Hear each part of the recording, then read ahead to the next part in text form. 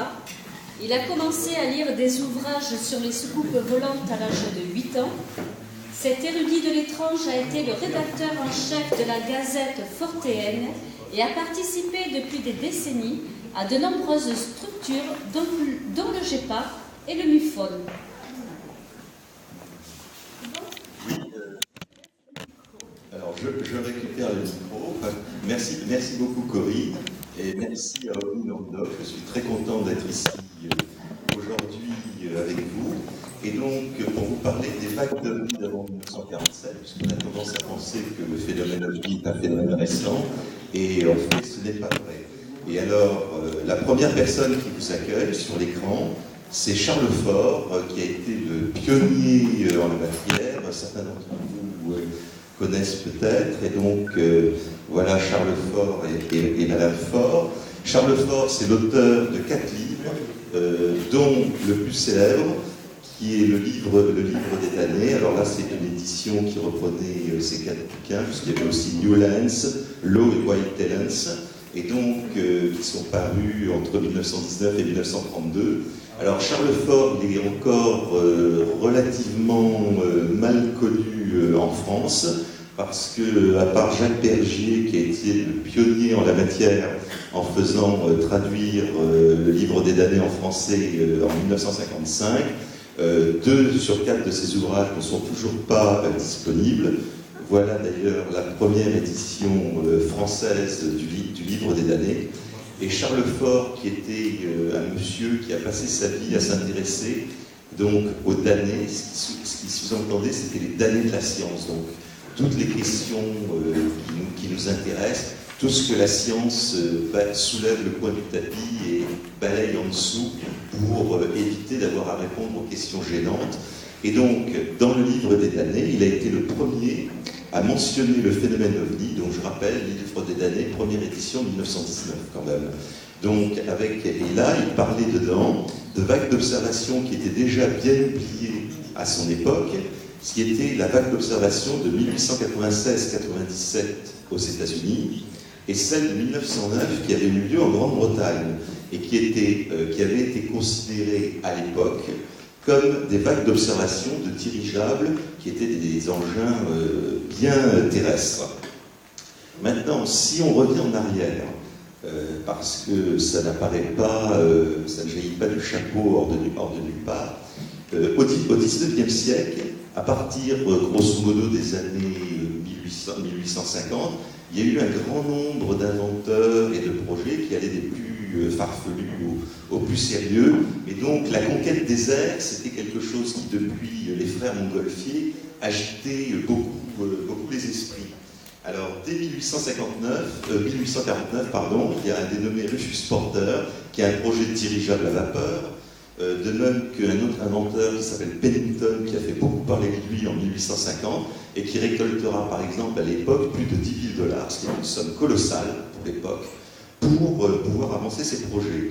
Alors avec les années, et puis bon, les progrès technologiques, les recherches vont se multiplier, et les 2 décennies 1880-1890, là, vont être absolument cruciales, parce que tout s'accélère. Ici, vous voyez le projet d'un dénommé Sainte-Croix, un inventeur français. Ça date du 22 décembre 1896. Donc, vous retenez la date. Ça, c'est un projet 22 décembre 1896. Il y a un intérêt intense du public pour toutes ces recherches sur les plus légers clairs. Et il est évident que ce qu'on n'appelle pas encore la science-fiction de l'époque, mais donc plutôt en français le roman scientifique, ou le roman de merveilleux scientifiques. Donc ces romanciers à l'époque ne pouvaient pas ignorer un sujet qui était aussi beau et aussi intéressant que celui-là. Donc il y a un roman, bien entendu, qui aura un retentissement énorme dans le monde. C'est écrit à l'époque par un écrivain qui est au sommet de sa gloire et qui anticipe les espoirs technologiques du moment. Vous avez tous, bien entendu, reconnu le superbe Albatros, le dirigeable de Robur le Conquérant, le roman de Jules Verne. Alors, ce roman de Jules Verne, donc Robur, est sorti en 1886 et il a été traduit en anglais immédiatement. Et il a connu aux États-Unis un succès colossal. Il y a d'autres auteurs qui, face à ce succès, vont suivre sa trace, et dans ces romans, les auteurs vont toujours mettre en scène des inventeurs qui ont la particularité d'être géniaux, bien entendu, et aussi toujours solitaires. Et ils sont souvent déçus par la société contemporaine qu'ils aimeraient réformer. Pour atteindre leur but, et ben, du coup, ils utilisent des dirigeables qui sont extrêmement sophistiqués d'un point de vue technologique. Par exemple, ici, vous voyez un dirigeable qui s'appelle l'Attila, dans un roman écrit par un Anglais qui s'appelle Douglas Fawcett. Ça a été écrit en 1893. Ça s'appelle Hartmann the Anarchist, donc Hartmann l'anarchiste. Ça porte bien son nom. Hartmann veut réformer la société en bombardant l'ombre en particulier. Et vous noterez que l'Attila, lorsqu'il vole de nuit, projette un long faisceau lumineux vers le sol. Tout ça, ce sont des détails, vous allez voir, sur lesquels j'insiste parce que c'est important ensuite. Et aux États-Unis, à la même époque, paraissent dans ce qu'on appelle les dime novels, c'est-à-dire des petits journaux populaires qui valaient un dime, donc 10 cents.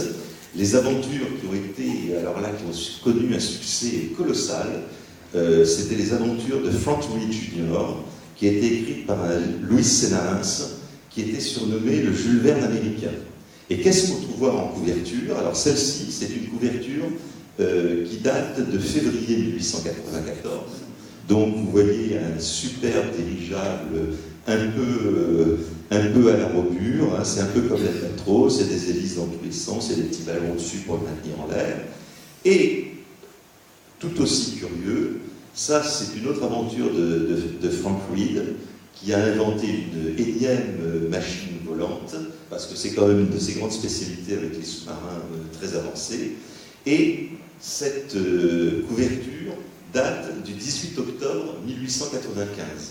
Alors il faut savoir qu'il existe encore quelques photos de kiosques à journaux de l'époque, etc. Ce genre de magazine s'était affiché en devanture des kiosques, et ça partait comme des petits pains. Donc même si vous ne le lisiez pas, vous aviez quand même l'œil attiré, c'était le but, hein, par ce genre de couverture. Comment résister à l'achat d'un magazine par? Il faut bien le souligner. Aucun dirigeable connu dans l'histoire que nous avons ne volera aux États-Unis avant 1902. 1902, ce sera un dirigeable qui était piloté par Edgar Boyce et Leo Stevens. Donc, 6 ans avant, le 17 novembre 1896, par exemple, dans le Sacramento Evening Bee, en Californie, paraît un télégramme d'un inventeur new-yorkais. Alors, l'un de ces inventeurs géniaux et solitaires, il va en fleurir beaucoup, qui déclare qu'il va piloter son nouvel airship vers la Californie, qu'il devrait atteindre dans les 2 jours. Et le même soir, donc entre 18 et 19 heures, que voient les habitants de Sacramento? Ils observent le dirigeable en question. Donc ça, c'est un dessin qui a été fait, un dessin des observations du 17 novembre 1896. Et on voit les hélices, les rayons lumineux dirigés vers le sol, etc. À partir de là, il va y avoir toute une vague d'observations de cet airship. Ça va continuer. Ici, par exemple, c'est une observation qui a lieu le 21 novembre 1896 à Oakland, en Californie. Des belles ailes, des jolis rayons lumineux un petit peu partout. Donc, sachant qu'il y a 1902, le premier dirigeable connu. Alors, à travers toute la Californie, donc, des témoins par dizaines et même certains soirs par centaines, comme à Sacramento le 22 novembre, voient ces airships qui se promènent comme ça, majestueusement dans le ciel. Et bien entendu, toute la presse américaine, là, au niveau national, et pas uniquement californien, va s'emparer de ces nouvelles. Ça, par exemple, c'est un dessin de l'airship soi-disant observé en Californie. Enfin, soi-disant. L'airship observé en Californie, mais peut-être quand même, je soupçonne, là, le dessin, le témoignage a été un peu amélioré pour le dessin. Ça, c'est sorti dans le New York Morning Journal du 28 novembre 1896. On a toujours des ailes, et vous voyez, systématiquement, ce qui est très curieux, c'est ce fameux rayon, ce faisceau lumineux qui est projeté, qui éclaire le sol. Comme ça, ça permet de bien repérer l'airship. On est sûr que tout le monde peut le voir. Alors, la vague va diminuer d'intensité au bout de quelques jours, début décembre, mais tous les journaux à travers le continent américain vont continuer de publier des nombreux articles sur les recherches aéronautiques, les projets divers, toutes les spéculations que ça peut entraîner. Et soudainement, à nouveau, mars 1897, il y a une nouvelle vague d'observations de dirigeables, donc je le souligne, qui ne volent toujours pas aux États-Unis, hein. Donc nouvelle vague d'observations de dirigeables qui se développe, et cette fois-ci, ce qui est très intéressant, c'est que les observations ne se cantonnent pas à la Californie comme en novembre 1887, mais là, c'est à travers quasiment tout le territoire des États-Unis de l'époque, à l'exception de la côte Est, et avec une grande prédilection pour les États du Midwest, c'est-à-dire toute la grande bande centrale autour de l'Oklahoma, du Nebraska, etc., jusque l'Arkansas. Donc vous voyez, tout le tiers central des États-Unis, c'est là où se concentrent beaucoup d'observations. Alors par exemple, ça c'est un article du Chicago Tribune du 29 mars 1897 qui rapporte l'observation par des centaines d'habitants de Topeka au Kansas, dont le gouverneur de l'État lui-même, M. Didi, qui ont vu l'airship sous la forme d'une lumière rouge de grande taille. Ce dirigeable mystérieux est ensuite vu au mois d'avril dans de nombreux États sous des formes plus ou moins détaillées. Alors ça, c'est un dessin, malheureusement, comme ça, j'avais tiré ça d'un microfilm, c'était tout ce qui existait à l'époque. On distingue assez mal, mais si vous voyez le dessin, c'est une forme de cigare avec des pointes, on distingue vaguement des roues, etc. C'est vraiment un de mes dessins favoris, c'était paru dans l'Arkansas Gazette du 22 avril 1897, et c'était l'histoire, c'est le témoignage du capitaine Jim Houghton, qui le 20 avril à 18h, près de Homan, dans l'Arkansas, a vu une locomotive aérienne posée au sol sur laquelle travaillaient plusieurs hommes. Donc en plus, là il y a un contact. Et donc ce vaisseau, parce qu'il a discuté bien entendu avec les gens qui étaient en train de réparer l'engin, et donc ce vaisseau, d'après leur dire, fonctionnait à l'air comprimé. Et comme vous le voyez, donc, certains des témoins veulent les airships, mais ils entrent aussi en contact avec leurs occupants. Il va y avoir, ça va être de plus en plus le cas. Et les occupants sont en grande majorité humains, totalement humains, comme nous. Alors, il y aura bien des rapports bizarres hein, au milieu de... Alors là, je vous parle, ce sont des milliers de coupures de presse, de témoignages à travers les États-Unis hein, sur cette période. Il y a un certain nombre de chercheurs qui se sont spécialisés là-dedans et qui continuent de dépouiller tous les journaux qui ont pu paraître aux États-Unis. C'est une tâche colossale. Et donc, il y a des milliers de coupures de presse qui existent déjà.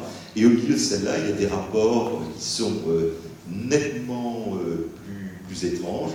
Par exemple, près de Ogden, en Virginie occidentale, le 21 avril, il y a un homme qui a vu un vaisseau à hélice qui était entièrement illuminé, et près de l'engin se trouvaient des martiens, c'est le terme employé dans les coupures de presse de l'époque. Alors malheureusement, il n'y a pas de dessin, mais donc il y avait 8 martiens d'environ 3,50 m de haut avec des grosses têtes. Donc là aussi, quelque chose qui préfigure les archétypes des martiens de la science-fiction future.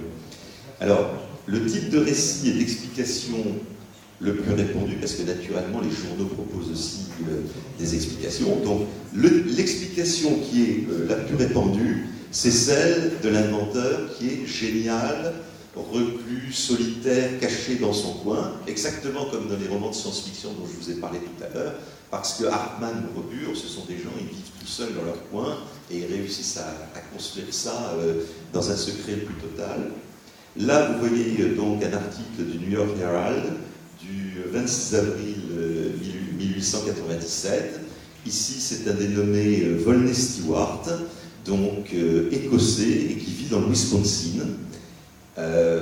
Inutile de préciser que, bien entendu, tous ces inventeurs qui ont fait l'objet d'un ou plusieurs articles de presse, etc., sur leurs inventions mystérieuses, ont disparu totalement, non seulement de la mémoire des hommes, mais aussi de la mémoire des historiens de l'aviation. Hein. Ces gens-là, c'est à se demander si même ils ont existé, s'il ne s'agit pas d'inventions journalistiques.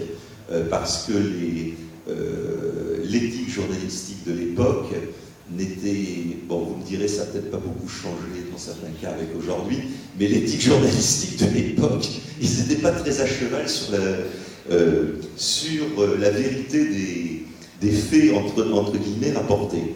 Donc, à l'époque, il y a dans les journaux donc, beaucoup d'autres candidats, hein, et à chaque fois, ce sont toujours c'est un inventeur local, parce que ça paraît toujours dans des feuilles de choux, le New York Herald étant une exception, mais en général, ça paraît toujours dans les feuilles de choux d'un comté particulier des États-Unis, et l'inventeur, bien entendu, ne peut être qu'une gloire locale, et totalement excentrique, c'est pour ça qu'on n'a jamais entendu parler de lui avant, et sans doute qu'on n'entendra plus jamais parler de lui après. Et donc, tous ces chercheurs mystérieux vont laisser des traces de leur passage, souvent d'ailleurs des détritus, ils n'étaient pas très conscients en ce qui concerne l'environnement à l'époque, mais aussi ils laissent des lettres, hein, parce qu'ils aiment bien communiquer avec les gens, avec les témoins. Par exemple, il y a un de ces inventeurs qui va déclarer que grâce à son invention de dirigeable, il va aller bombarder la Havane, hein, puisque à l'époque, l'Amérique est déjà en guerre avec Cuba, mais là, c'est au temps des Espagnols, et donc ainsi hâter la victoire, parce que c'est quand même un conflit, la guerre avec Cuba a été quand même un conflit qui a beaucoup agité les Américains de l'époque. Alors, le retentissement de ces nombreuses histoires sera immense, non seulement aux États-Unis, mais aussi en Europe, y compris en France. Voilà si, par exemple, ça c'est un article du Figaro du 14 avril 1897, parlant des observations d'Herschel aux États-Unis. Et comme les nouvelles vont vite à l'époque, hein, ils n'avaient pas attendu Internet, qu'est-ce qu'on voit le lendemain, le 15 avril 1897? C'est un article du New York Herald qui annonce que le Figaro a publié un article sur les archives américains, etc. Donc vous voyez que les nouvelles, déjà à l'époque, sur les archives circulaient assez vite, et que même en France, quelques rares personnes ont pu, à l'époque, s'amuser en lisant cet article du Figaro. Donc, alors, cette théorie de l'inventeur solitaire, bien sûr, c'est la plus populaire, et elle continue toujours de l'être. Par exemple, il y a un bouquin récent qui a étudié les parcours et les lieux d'observation des archives, jour par jour, à partir de le type a dépouillé, a collationné toutes ces coupures de presse. C'est un auteur qui s'appelle Busby, et donc vous voyez, il a tracé des cartes, par exemple, pour le 14 avril 1897, voilà toutes les observations, etc., derrière moi. Et alors là, l'auteur, qui est un Texan, conclut que les vaisseaux aériens étaient au nombre de 3, et que, bien entendu, c'est le Texas qui a la gloire d'avoir inventé et d'avoir essayé dans cet état les airships. Bon, il est le seul de cet avis. Il y a quand même eu à l'époque de nombreuses autres explications qui étaient avancées. Alors, bien entendu, et là ça va vous évoquer des choses hein, en tant qu'ufologue, parce que l'histoire se répète, toutes les explications que nous ont fournies tous les sceptiques de tout poil pour les ovnis, ben vous allez voir qu'ils n'ont rien inventé. Ça, par exemple, c'est le dessin d'une photo prise à Chicago le 11 avril 1897 par M. Walter McCann. Donc, la photo originelle a été perdue, il ne nous reste que le dessin. C'est sans doute la première photo truquée d'un ovni jamais réalisé au monde. Elle a malheureusement disparu, comme je vous le disais, mais il a été démontré, et donc ça c'est dès avril 1897, hein, après que la photo soit publiée, il a été démontré de manière tout à fait conclusive à l'époque que son auteur avait d'abord pris la photo de la voie de chemin de fer et des bâtiments que vous voyez, puis ensuite rajouté l'airship sur la photo et repris une photo de son montage. La seule chose, c'est qu'il n'avait pas tenu compte des divers angles de perspective, et son but était purement vénal, hein, parce qu'il a vendu très cher sa photo d'airship. Et donc, les journaux ne se sont pas laissés tromper. Tout de suite, ils ont payé, et ensuite, ils ont soumis la photo à divers experts photographiques de l'époque, qui ont démonté le truc, et les explications étaient publiées dans le journal. Alors, dans cette lignée des canulars, il y a aussi, bien entendu, une explication qui a eu beaucoup de succès à l'époque et qui a eu beaucoup de succès avec le sceptique actuel quand ils se sont repenchés sur la vague d'Airship. Alors, tenez-vous bien, à l'époque, on utilisait beaucoup le télégraphe. Donc, il y avait des opérateurs de télégraphe 24 heures sur 24 pour pouvoir expédier les télégrammes. Et donc, comme ces braves gens, il y avait des moments en pleine nuit où ils s'ennuyaient comme des rats morts. Donc, ils se racontaient des blagues par télégraphe, et donc des histoires inventées de toutes pièces, par sans fil. Donc, voilà pourquoi les gens voyaient des dirigeables fantômes partout, parce que les opérateurs de télégraphe s'ennuyaient pendant la nuit. Vous sentez à mon ton que je ne suis pas extrêmement convaincu par cette explication qui me paraît extrêmement capillotractée.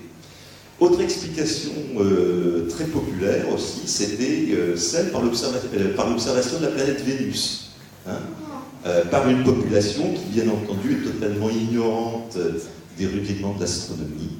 Alors je pense que ça évoque un certain nombre de choses à beaucoup d'entre vous. Et puis alors, bien entendu, la plus belle de toutes les explications et la plus courante, beaucoup utilisée en particulier lors de la vague de 54 en France, hein, ce sont tous les alcooliques. Les gens picolent et ils voient des dirigeables. Donc ça, c'est un dessin paru dans le Saint-Louis Post-Dispatch, dans le Missouri, le 12 avril 1897. Donc à travers le cul de leur bouteille, ils voient des airships. Bon. À la place des éléphants roses. Mais ça, c'est le progrès technique de la fin du XIXe siècle. Idem, autre type, autre ivrogne qui se raccroche à son lampadaire et qui voit donc des airships. C'est aussi dans le Saint-Louis Post-Dispatch qui manifestement n'aimait ni les airships ni les alcooliques, mais c'était dans le cœur de la... Là, on est dans le Missouri, donc c'était déjà les protestants fondamentalistes, plutôt tout à l'heure, donc l'alcool, c'était malvenu.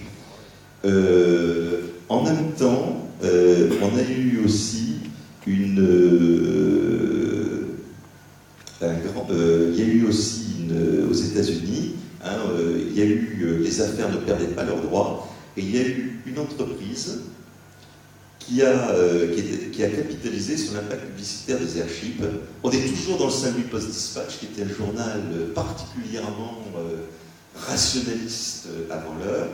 Et donc, ça, c'est donc un super dirigeable. Et en fait, il s'agissait d'une grande campagne publicitaire qui avait été montée par la société Bucks pour promouvoir ses produits grâce à des petits modèles sans passagers.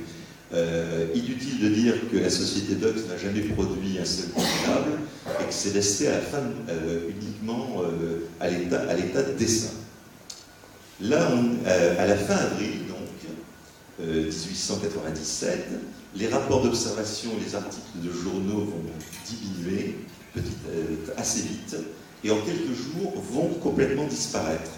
Et cette vague restera complètement inexpliquée d'une part et totalement oubliée d'autre part jusqu'aux années 1960 parce que son exhumation par Ford avec le livre des damnés n'a eu aucun impact. Le livre des damnés a eu un gros impact au moment de sa parution dans les cercles intellectuels américains, a continué jusqu'à la guerre, il y avait une Fortean Society, etc. Mais ça a été assez oublié et il faudra attendre cet article de Jerome Clark, qui est l'un des grands historiens de l'ufologie aux États-Unis. Et Jerome Clark, qui était tout jeune à l'époque, redécouvrira la vague de 1897, vous voyez, dans cet article de 1966, où on a repris en couverture le dessin que vous avez très mal distingué tout à l'heure de la fameuse locomotive aérienne dont je vous avais parlé. Voilà. Mais les airships, eux, ne vont pas disparaître. Quelques années plus tard, on est en 1909, l'Empire britannique se retrouve envahi par des États. hein, le rival allemand est à l'œuvre. Ce qu'il y a d'intéressant, c'est que où est-ce que les Zeppelins se montrent? Ce sont dans les possessions les plus lointaines de l'Empire, c'est-à-dire celles du Pacifique. La Nouvelle-Zélande est parcourue pendant plusieurs semaines par de mystérieux dirigeables ornés de lumière, dont la base de départ et de retour reste totalement inconnue. Alors ça, c'est dans la Grande Île, c'est un article d'un journal de la Grande Île du Sud, en juillet 1909. Alors, ils ont, vous voyez ces formes, là, ce sont plusieurs dessins de l'époque, par différents témoins, donc on reconnaît un petit peu les formes qu'on a déjà vues. Et là, par exemple, ce sont les enfants d'une école qui ont vu ça à la fin 1909. Alors, il est quand même bon de noter qu'historiquement parlant, aucun dirigeable, ni même aucun ballon, n'est présent dans toute la zone pacifique à cette époque-là. Il n'y en a pas. Et ce qu'il y a de plus intéressant, c'est que le cœur même de l'Empire n'est pas à l'abri de missions qui ne peuvent être que d'espionnage, bien entendu, pour reconnaître et tester les défenses de la forteresse insulaire britannique. Alors ça aussi, ce genre d'explication, ça rappellera à certains d'entre nous, et je pense à James entre autres, certaines des théories avancées aujourd'hui, c'est leur reconnaissance des bases militaires et des bases nucléaires. Hein. Là, par exemple, vous voyez ce qui peut être qu'un Zeppelin, bien entendu, observé le 23 mars 1909, vers 5 h du matin, au-dessus de Peterborough, qui est une base militaire anglaise. Vous noterez une fois de plus que, comme dans les airships de 1896 et de 97, outre la forme, il y a, bien entendu, le projecteur lumineux dirigé vers le sol. Et alors, ces engins, là, ils vont être observés absolument partout. Hein, ça, par exemple, c'est une des innombrables coupures de presse sur une observation qui a été rendue célèbre, qui était celle de M. Lethbridge dans les Caerphilly Mountains, au Pays de Galles, le 18 mai 1909. C'est vers 23 h. C'est un cas que Charles Fort avait tiré de l'oubli avant que ça retombe dans l'oubli, et qui ensuite a été retiré de l'oubli par Jimmy Dieu dans son premier livre, Les soucoupes volantes viennent d'un autre monde. Et pourquoi? Parce que Jimmy Dieu était un grand lecteur de Charles Fort, un grand admirateur de Charles Fort, et qui est de valves de pompe Michelin en français. Chacun en tire ce qu'il en veut. Et le témoin déclarera que les occupants ressemblaient des étrangers, ce qui évidemment, pour un bon anglais de 1909, est le comble de l'exotisme, mais aussi de l'horreur. Hein. Et donc, on suivra à ce moment-là l'opinion la plus répandue dans tous les journaux britanniques, c'est qu'il ne peut s'agir que d'engins et d'espions allemands. Vous voyez ici d'autres engins qui ont été observés près de Northampton. Donc, bien entendu, le Kaiser a nié tout en bloc. Et ce qui est plus intéressant, parce que le Kaiser nie, bon, c'est à la limite, même si c'était vrai, ça n'aurait pas été très étonnant. Ce qui est légèrement plus dérangeant, quelque part, quand même, c'est que tous les historiens de l'aéronautique aujourd'hui, qui donc n'ont plus d'intérêt à camoufler quoi que ce soit sur l'histoire aéronautique de l'époque, s'accordent à dire que les engins allemands de l'époque ne possédaient pas les caractéristiques décrites, en particulier le feu, les faisceaux lumineux en dessous, et qu'aucun survol de l'Angleterre n'a été effectué. En 1909, les grands Zeppelins qui étaient décrits n'existaient pas encore. Ils étaient juste au stade expérimental. Le Graf von Zeppelin, et il commençait tout juste à faire coudre ses bouts de caoutchouc et à pomper son hydrogène. Et donc, il n'existait que des petits dirigeables de reconnaissance militaire allemands qui n'avaient pas un rayon d'action suffisant pour atteindre les côtes anglaises, et il n'existait pas encore de version qui pouvait être embarquée sur des vaisseaux militaires. Donc, a priori, les Zeppelins allemands qui ont survolé l'Angleterre à l'époque, d'après les historiens, ils ne peuvent pas avoir existé. Alors, bien entendu, à l'époque, il y aura donc des explications comme le canular. Donc, ce que vous voyez ici, là que je vous ai montré avec un peu d'avance, donc à Northampton, on a expliqué que c'était des lanternes chinoises. Hein, lancer Comment? Elles n'étaient pas en taille. Elles n'étaient pas taille, à l'époque, elles étaient chinoises. Mais vous voyez, il n'y a rien de nouveau sous le soleil. C'est ça qui est passionnant dans l'histoire de l'ufologie. C'est qu'il n'y a rien de neuf. Tout a été recyclé et tous les braves rationalistes d'aujourd'hui, ils n'ont rien inventé. Tout était là. Donc, le dirigeable à gauche, la lampe à droite, bien entendu, pour vous comme pour moi, la ressemblance est frappante et ces abrutis de témoins qui avaient dû picoler, certainement en plus, n'ont pu que confondre. Alors finalement, cette vague, là aussi, mourra de sa belle mort. Petit à petit, il y aura de moins en moins d'observations rapportées, de moins en moins d'articles de journaux. Mais ce qu'il y a d'intéressant, c'est qu'il continuera d'y avoir des midi-vagues qui apparaîtront et disparaîtront sporadiquement. Par exemple, il y a eu une midi-vague autour des Grands Lacs américains en 1912. Alors, ces différentes vagues d'ovnis, qui sont des ovnis au sens propre du terme, hein, on l'a évoqué un petit peu tout à l'heure, ce sont des objets volants non identifiés. On ne se prononce pas sur leur nature, mais apparemment ils sont solides, donc des objets. Ils sont volants puisqu'ils sont dans les airs et ils sont non identifiés puisqu'on ne sait pas d'où ils viennent. Donc, ces ovnis, ces différentes vagues d'ovnis vont se poursuivre jusqu'à la Première Guerre mondiale, avec une vague d'observation, parce qu'ils changent quand même de forme. Il y aura une vague d'observation étrange qui va préfigurer la vague d'observation d'avions fantômes aux USA et en Scandinavie dans les années 30, dont je vous parlerai ensuite. Et donc, cette vague d'observation, ce qui est très intéressant, c'est qu'elle se produit à la frontière russo-roumaine et tout le long de la frontière sud de l'Empire russe. Et tous ces avions fantômes sont équipés de projecteurs multicolores qui éclairent le sol. Voilà, donc ça c'est un article publié dans un journal russe le 9 janvier 1913, donc rapportant des observations.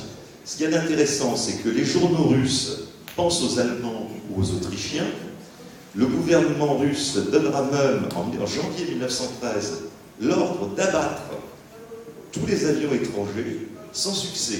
Il y aura en particulier un cas célèbre qui là aussi préfigure le fameux survol de Los Angeles en 1942. Il y a un de ces avions fantômes qui survole un fort russe. Il y a je ne sais plus combien de centaines d'obus qui sont tirés sur l'avion sans aucun succès. L'avion repart. Quant aux Roumains qui, eux, de l'autre côté de la frontière, observent eux aussi des avions fantômes, alors eux, dans leur communiqué officiel, ils sont persuadés qu'il s'agit d'avions ou de dirigeables russes, espions bien entendu, et, très curieux, voici la première page de ce qui est peut-être le rapport de la première commission d'enquête officielle sur des ovnis. C'est un des 9 rapports d'enquête de l'inspecteur général de la gendarmerie rurale roumaine, adressé au général de division Alexandru Averescu, qui était chef du grand état-major général. Il y a eu donc des enquêtes officielles, les témoins ont été interrogés, et on a conclu, bien entendu, qu'on ne savait pas d'où ils venaient. Leur provenance, on soupçonnait que c'était des Russes, mais on n'en était pas sûr. Et donc, ce qu'il est bon de noter, une fois de plus, c'est que non, ces soi-disant avions espions sont dotés de caractéristiques techniques qui n'existaient pas encore à l'époque, comme le vol de nuit et les projecteurs embarqués. Il faudra attendre la Première Guerre mondiale pour que ce genre de développement se fasse à cause de la guerre. Et entre autres, ce qui est intéressant, c'est que par exemple, c'est l'aviation militaire française qui sera la première à résoudre le problème de la réduction des batteries pour pouvoir alimenter en vol des projecteurs. Parce qu'avant, c'était trop lourd. Si on mettait une batterie de projecteur, l'avion ne pouvait plus décoller, c'était trop lourd. Donc, pendant la guerre et puis après la guerre, auront lieu d'autres vagues d'observation tout aussi énigmatiques dans le monde entier, mais plus particulièrement aux États-Unis pendant la Première Guerre mondiale. Donc, ça, c'est un article de février 1916, où on observe un étrange avion qui émet des signaux radio, et c'est sorti, c'était en Alaska. En plus de tous les endroits, voilà, c'est en Alaska. Ça, c'est un autre... ce sont des avions qui ont été observés dans l'Utah, là aussi, en août 1917, donc des avions mystérieux observés en Utah. Et pour ceux qui connaissent les États-Unis, ça paraît pas la destination la plus évidente pour envoyer des avions espions. Par contre, pour tester des nouveaux avions, mais là encore, explication qui ne tient pas, hélas. Autant mieux, je ne sais pas. Donc, ce qui est tout à fait passionnant dans ces différentes vagues d'observation d'airship ou d'avions fantômes de la Première Guerre mondiale, c'est que ce sont des objets qui sont technologiquement dans l'air du temps, qui sont possibles mais non encore réalisés, ou qui n'ont pas, ou alors ce qui existait n'avait pas encore les capacités technologiques rapportées par les témoins. Et ce qu'il y a de très intéressant, et personnellement c'est ça que je trouve fascinant dans l'étude de ces vagues-là, c'est que, contrairement à ce que veulent nous faire croire depuis pas mal d'années, les sceptiques, ces populations dont l'imaginaire serait imprégné par des écrits d'anticipation à court terme, hein, puisqu'on nous dit c'est ça, les gens lisent de la science-fiction, alors ils voient ce qu'ils lisent après parce que ce sont des abrutis et qui sont plus capables de faire la distinction entre les lumières d'un avion qui passe et le souffle volant. Ben, contrairement à ce qu'on voudrait nous faire croire, ben on s'aperçoit que ces gens-là, tous ces gens-là à l'époque, ils ne se mettent pas à délirer, ils ne se mettent pas à paniquer quand ils voient ça. Bien au contraire, ils essayent de rationaliser ce qu'ils ont vu, et donc ils interprètent dans des termes qui sont compréhensibles pour eux et rassurants pour eux, des expériences vécues qui sont d'une origine totalement indéterminée. Donc ce sont des inventions américaines, des zeppelins allemands, des avions russes, etc. Donc c'est là où nous voyons pour la première fois à l'œuvre un mécanisme d'interaction entre imaginaire scientifique et perception, interprétation de phénomènes inconnus par des témoins. Et c'est un mécanisme qui joue dans le sens de rassurer les gens.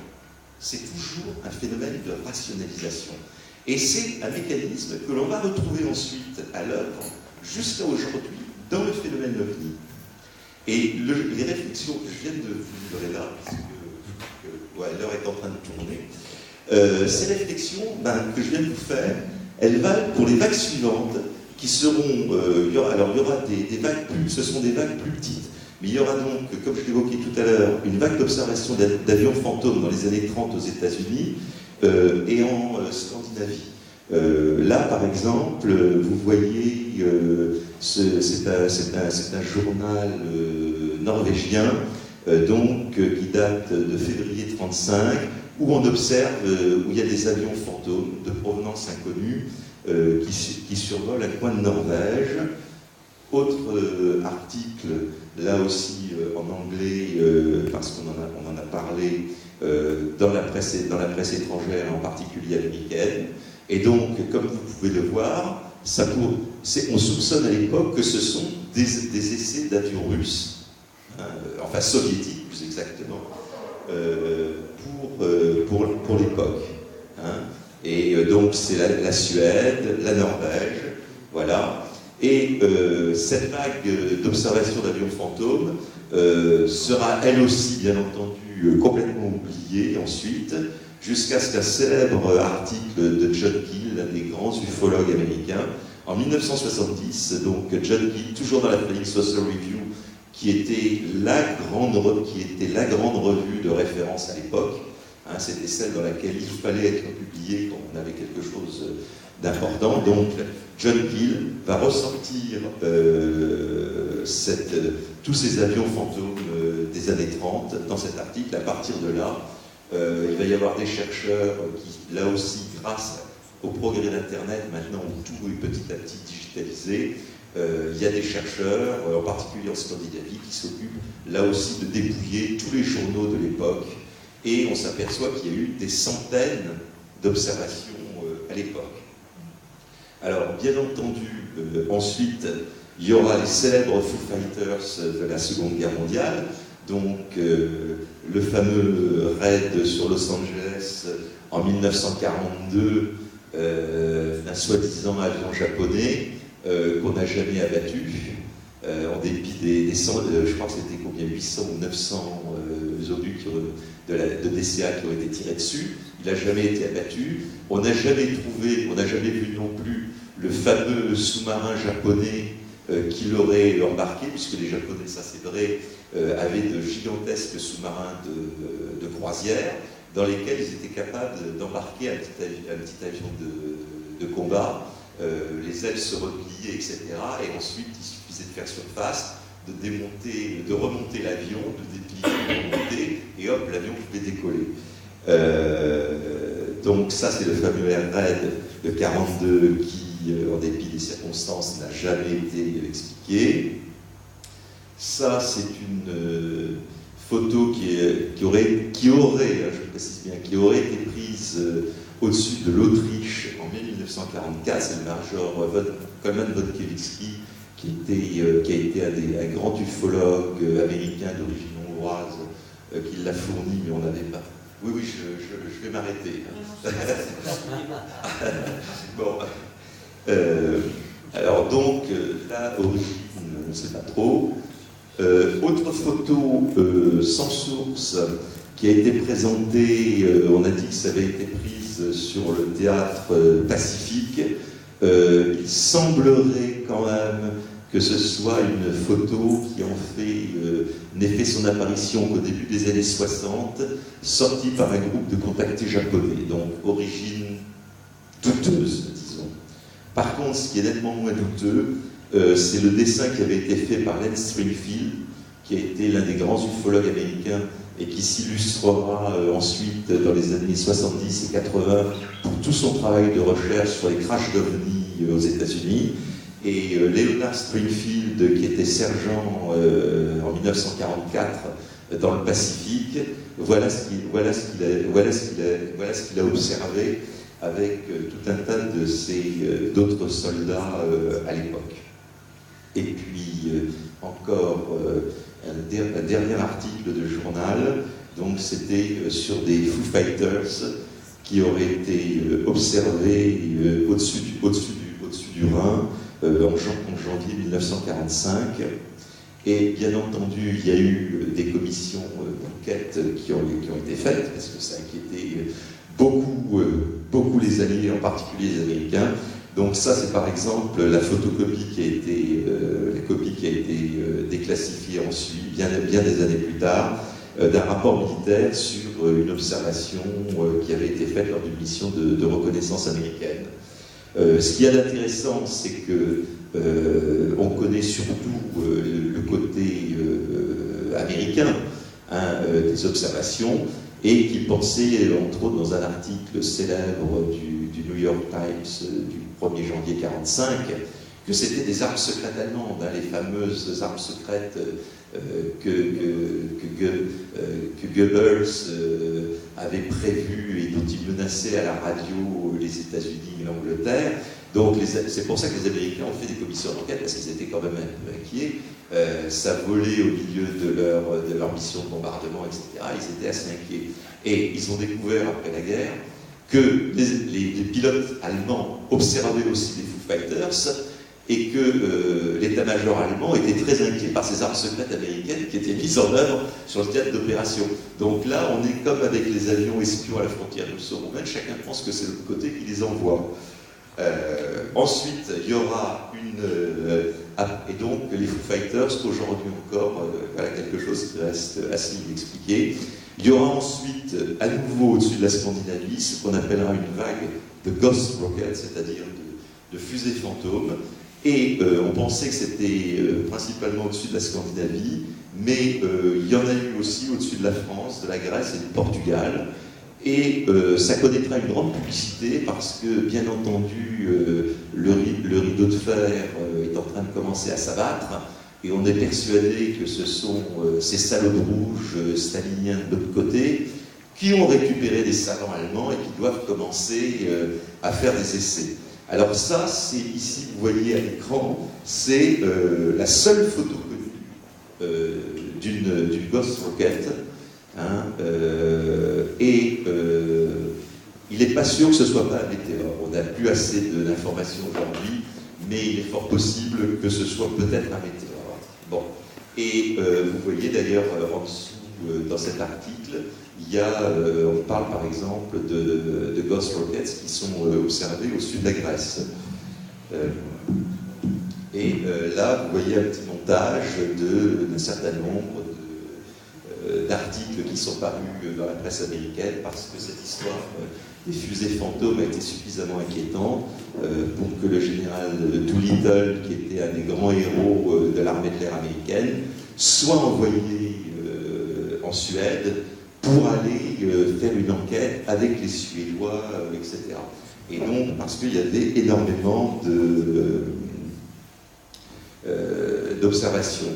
Et donc, ça a donné lieu à un certain nombre de rapports internes américains. La CIA et les agents de renseignement avaient pour ordre aussi de rapporter toutes ces observations, de les faire remonter, etc. Là aussi, les Ghost Rockets, apparemment, c'était pas Staline qui les envoyait. Donc là aussi, ça reste encore un mystère. Et donc, on arrive ainsi à la vague qui va marquer le début de l'ère moderne de l'ufologie. Hein.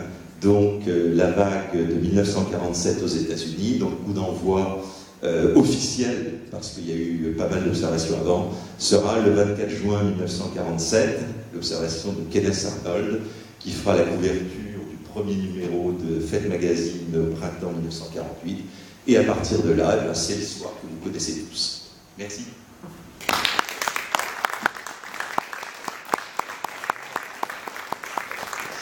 Ça va, j'ai respecté... De 1897, je crois, Aurora, Texas.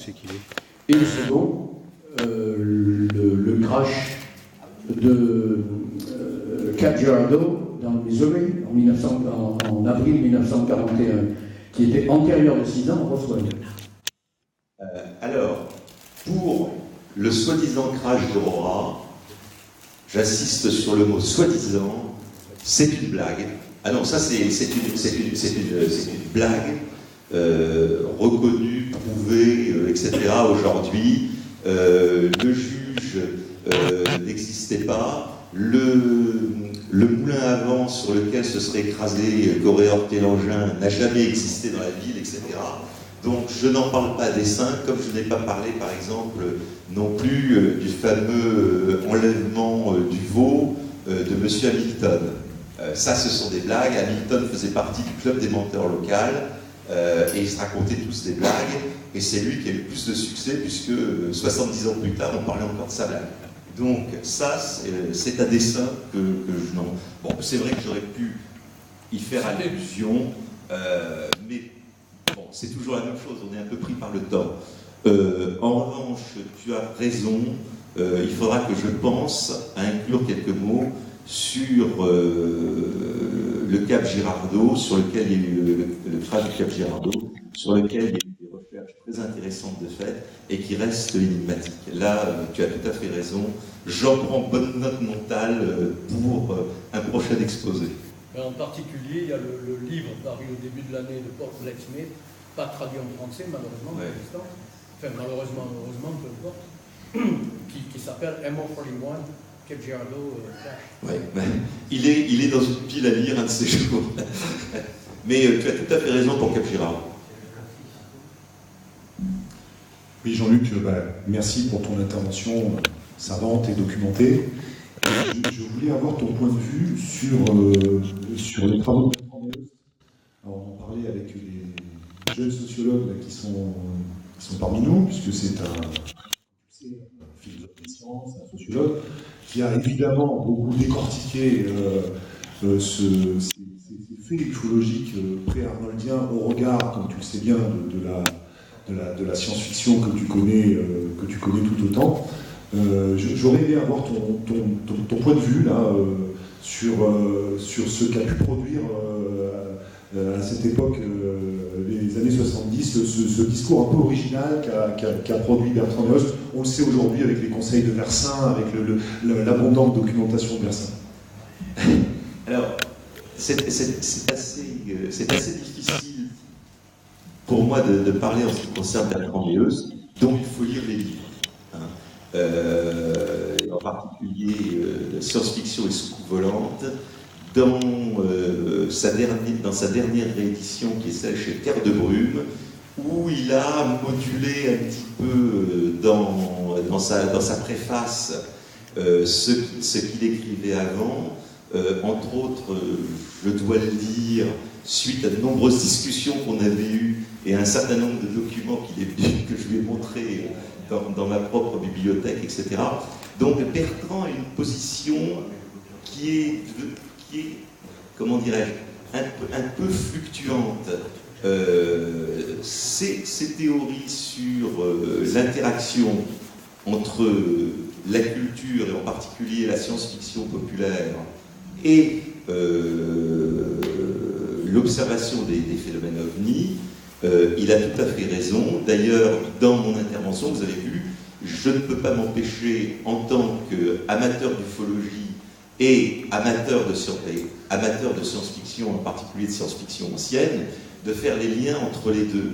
Simplement, pour moi, il me semble, c'est ce que j'ai dit tout à l'heure, que les témoins rapportent, dans des termes qui leur sont compréhensibles, accessibles, ce qu'ils voient, et donc les références qu'ils ont, ce sont celles de ce qu'ils ont pu lire à l'époque.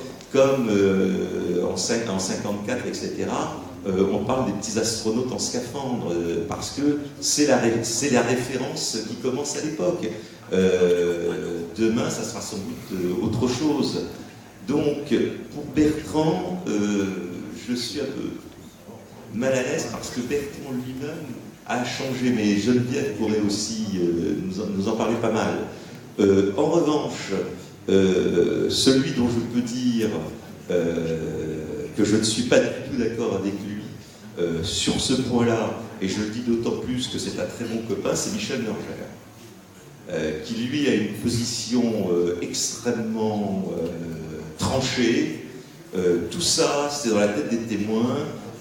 Toutes ces vagues, la vague d'OVNI de 47, elle est venue du fait que les Américains, avant la guerre, lisaient des pulps de science-fiction, et que même s'ils ne les lisaient pas, leur inconscient était imprégné par toutes les couvertures magnifiques et criardes des pulps qui étaient affichés tous les mois à l'aventure de tous les kiosques américains.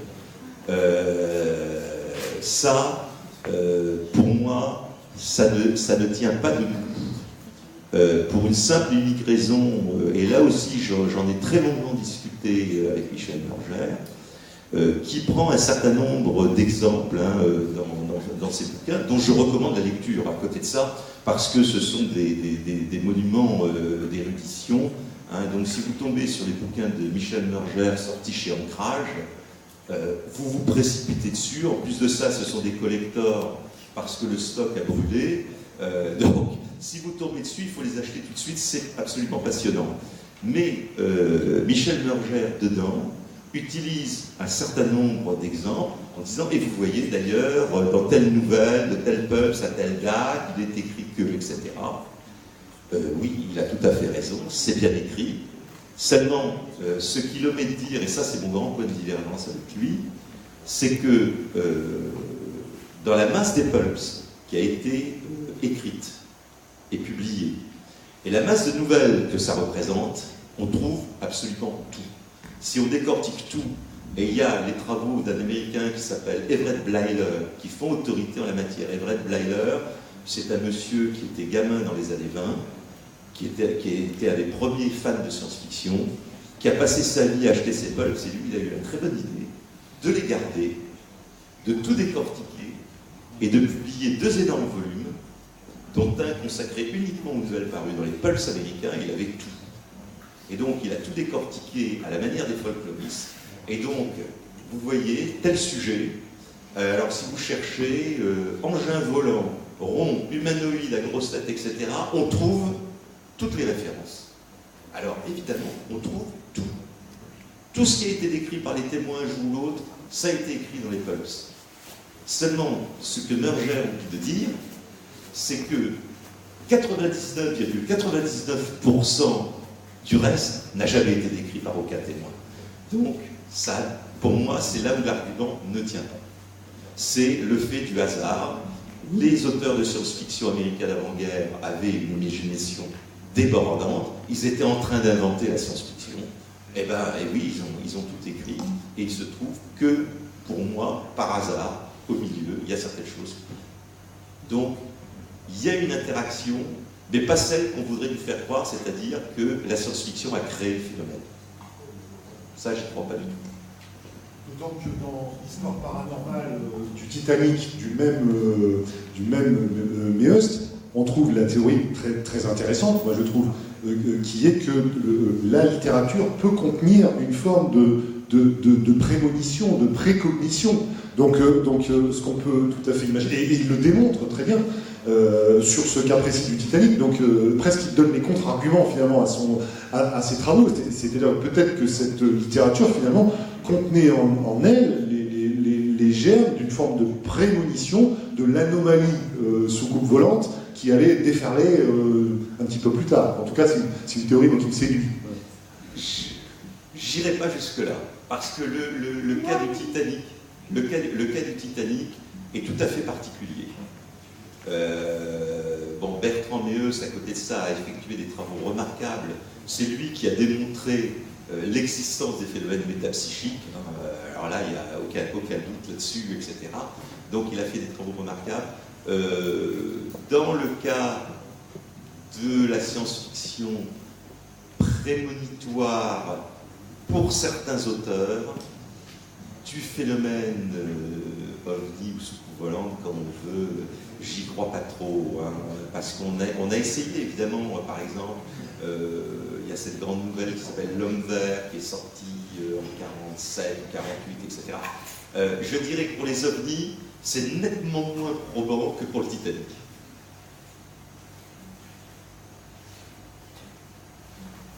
Une dernière question. Oui, parce qu'il y a Geneviève qui s'impatiente, elle a retrouvé sa voix. Ah ben alors. Non, absolument pas. Je sais que je n'étais pas complètement d'accord avec toi sur la non-prémonition. Tu as certainement des auteurs de science-fiction qui n'ont pas eu de prémonition. Tu en as qui en ont eu. Tu ne peux pas faire une généralisation comme tu le fais actuellement. C'est les phénomènes de prémonition ou de ressac du futur, comme aurait dit Bergier, sont beaucoup plus complexes que c'est tout blanc ou c'est tout noir. Oui, non mais là-dessus, on est tout à fait d'accord, Geneviève. Alors, je réexplique ce que je disais tout à l'heure, c'est-à-dire que autant pour le Titanic, avec les travaux de Bertrand, il est très clair qu'il y a eu des phénomènes de prémonition à l'œuvre, autant dans la masse de ce qui a été publié en science-fiction, c'est pas évident du tout. Voilà. Il n'empêche qu'il y a peut-être certains auteurs au milieu qui ont eu des éclairs de prémonition. Disons que simplement ça ne transparaît pas dans la masse. Voilà, c'est tout. Mais je ne suis loin de nier l'existence du phénomène. Alors James, je crois... Oui, alors juste un petit mot pour dire qu'un indice intéressant se trouve dans les revues de science-fiction d'avant 1947, comme Great Tales, Astounding Stories, Amazing Stories, où il n'est quasiment, mais je dirais à 99%, pas question d'objets volants non identifiés tels qu'on les voit à partir de 1947.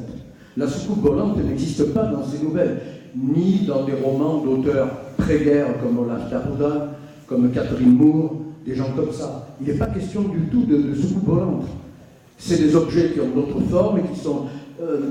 mais ça n'est pas l'OVNI tel qu'on le conçoit depuis 1947. Absolument. Cela dit, dans les travaux d'Eva Weiler que je citais tout à l'heure, tout dépouillé, tu trouves le terme flying saucer, donc soucoupe volante, c'est employé, mais peut-être 3 ou 4 fois, sur la masse colossale de ce qu'il y a. De même que la première fois que le terme flying saucer a été employé dans une coupure de presse. C'est dans les années 1870, un fermier qui a vu ce qu'il décrit comme une soucoupe volante passer dans le ciel, puis ensuite c'est tombé complètement dans l'oubli.